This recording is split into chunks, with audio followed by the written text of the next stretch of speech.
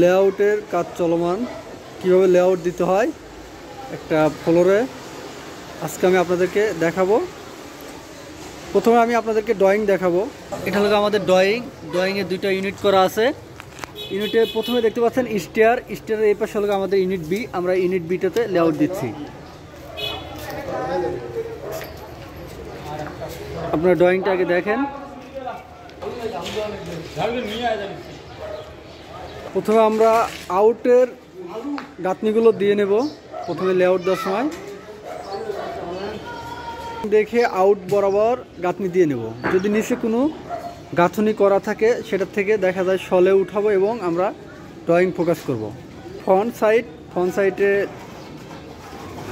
লেআউটের গাঁথনি হচ্ছে। আর অবশ্যই আমরা সবসময় একটা ইট দিয়ে লেআউট দেব।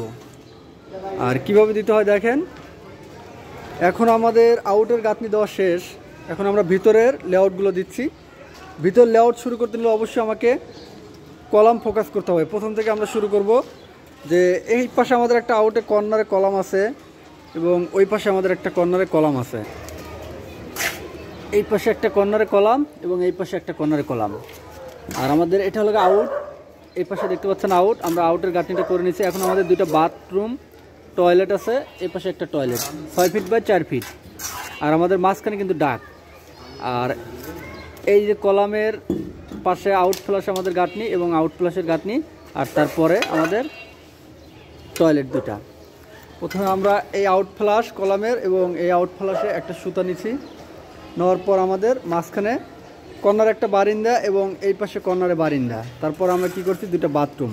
এই যে মাঝখানে ডাক এবং আমাদের 4 ফিট বাই 6 ফিট।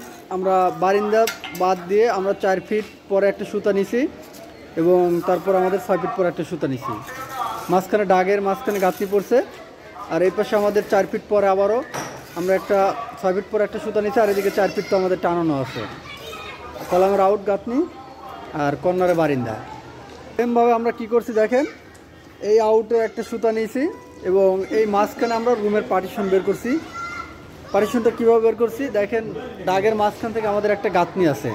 আমরা এখানে মাপ দিয়ে এই যে একটা সুতা নিছি লেয়ার রুমের মাপ নিছি। এইদিকে একটা সুতা নিছি এইদিকে অর্থাৎ রুমের মাপ এবং এই পাশে আমাদের রুমের মাপটা বের করছি এবং এই পাশে রুমের মাপটা বের করছি। বের করে আমরা এদিকে একটা লম্বা সুতা নিছি এবং এই পাশে সুতা নিছি। নেওয়ার পর আমরা মাপ দিছি, মাপ অ্যাকুরেট আছে। এরপর আমরা কি করব গাঁথনি করব, অর্থাৎ একটা লেয়ার গাঁথনি করব। এই সেমভাবে দেখেন কীভাবে করতে হয়। সুতার ভিতরে হলো ক্লিয়ার আর আমরা বাইরে গাঁথনি।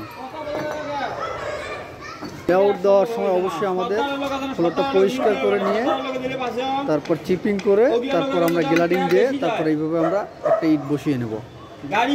একটা ডোর আছে আর এই পাশে ডোর আছে। মাঝখানে গাঁথনি, মাঝখানের গাঁথনিতে সুতাটা দেখছেন মাঝখানের। আর এই পাশে সুতাটা দেখছেন সুতা। এরপর আমাদের বারিন্দা, এরপর আমাদের টয়লেট দেখতে পাচ্ছেন। 3 বেডরুম এবং মাস্টার বেডরুম। আমরা দুইটা বেডরুম বের করে নিয়েছি। আমাদের এখানে ডোর আছে 30 ইঞ্চি। আমরা সবসময় 31 ইঞ্চি রাখবো একটা ক্লিয়ার।